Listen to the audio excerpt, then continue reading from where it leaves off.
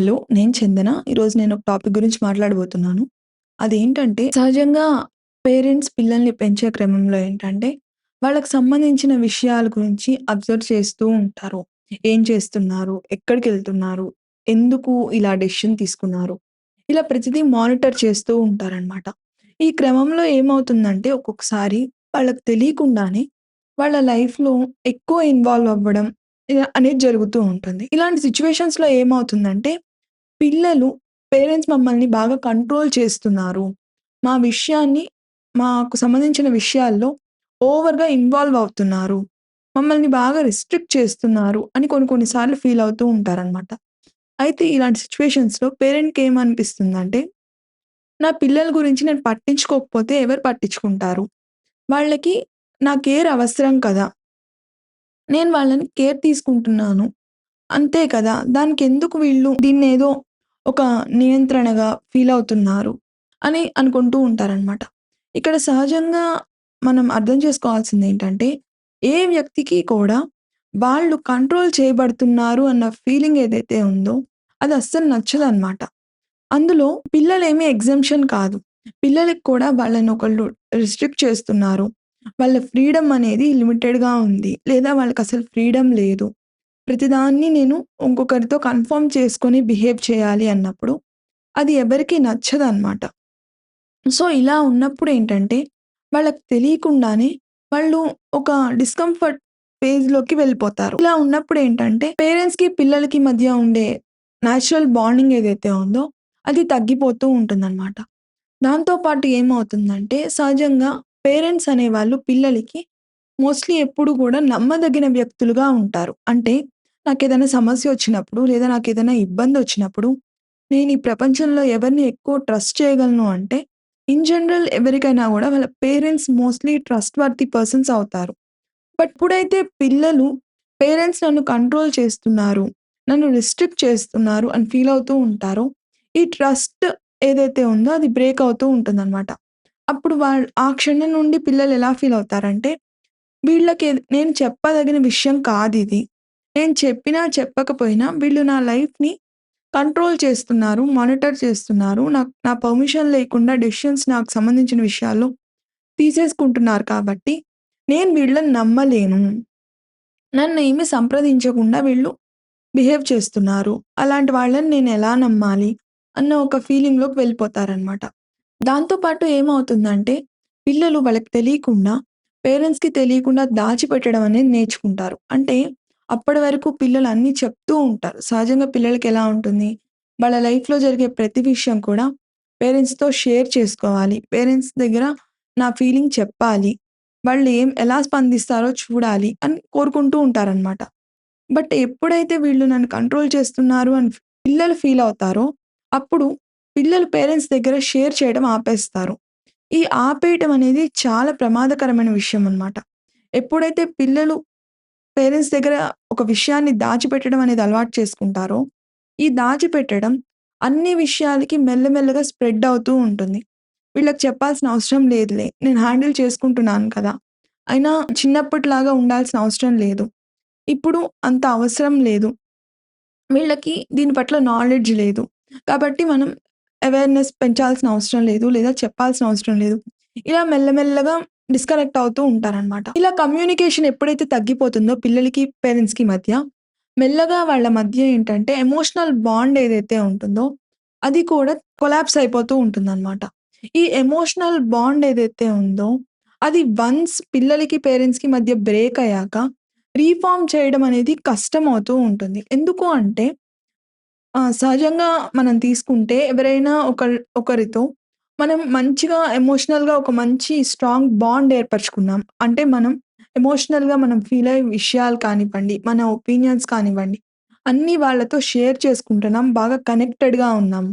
అలా ఉన్నవాళ్ళు వీళ్ళు నాతో ప్రాపర్‌గా బిహేవ్ చేయట్లేదు. నా విషయంలో ఓవర్ ఇన్వాల్వ్ అవుతున్నారు. లేదంటే నన్ను కంట్రోల్ చేయాలని చూస్తున్నారు అన్న ఫీలింగ్ వచ్చాక ఈవెన్ అడల్ట్స్ కూడా వాళ్ళతో అంతకు ముందులాగా ఉండలేకపోతారనమాట. పిల్లల విషయంలోకొస్తే అది వాళ్ళకి చాలా కష్టమవుతుంది. ఈవెన్ ఇప్పుడు పెద్దవాళ్ళైతే అట్‌లీస్ట్ మనం కొంత అడల్ట్స్ కాబట్టి కొంత కంట్రోల్ చేసుకొని బిహేవ్ చేయాలి.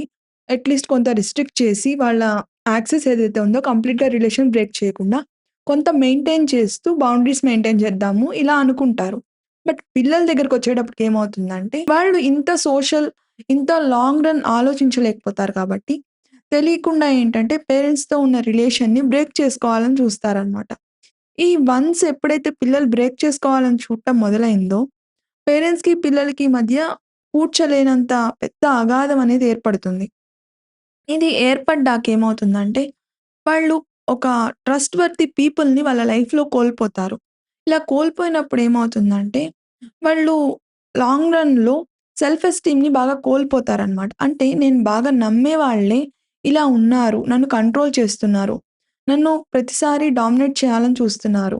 నా డెసిషన్స్ అనేవి నేను ప్రాపర్‌గా ఫ్రీగా తీసుకోలేకపోతున్నాను.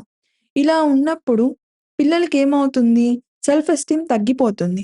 అంటే నేను డెసిషన్ మేకర్‌గా నన్ను పేరెంట్సే గుర్తించలేదు. అంటే నాకు ఆ కేపబిలిటీస్ ఉన్నాయని పేరెంట్సే ఫీల్ అవ్వట్లేదు. అలాంటప్పుడు నిజంగా నాకున్నాయా?